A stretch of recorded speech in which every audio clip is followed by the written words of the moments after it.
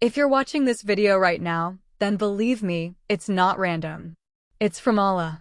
And if you think this video is just another thing for views, likes, or comments, you're thinking wrong. Everything you come across in life is written a test from Allah, even whether you choose to watch this or skip it. Assalamu alaikum. You can call me Nuri. I'm a 20-year-old Muslimah striving to become better, to increase my good deeds in this dunya and succeed in the Akhira. Let's dive in.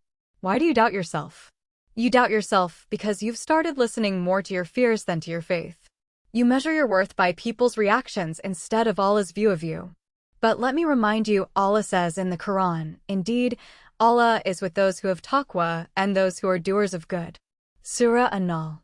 If Allah is with you, who can be against you? Shaitan's favorite trick is whispering, you're not good enough.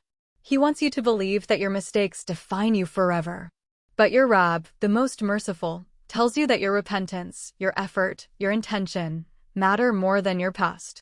When you feel like you can't, remember, every prophet faced moments of fear and doubt. Even Musa as said, My Lord, open my chest for me, make my task easy for me, and remove the knot from my tongue. So the next time you doubt yourself, ask, am I looking at myself through people's eyes or through Allah's mercy? Your life is not an accident. You were chosen to be here right now, with your tests, your struggles, and your strengths. Stop doubting the one Allah has created with so much care. May Allah give us the strength to trust Him more than we trust ourselves. Ameen. End card. Subscribe for more reminders.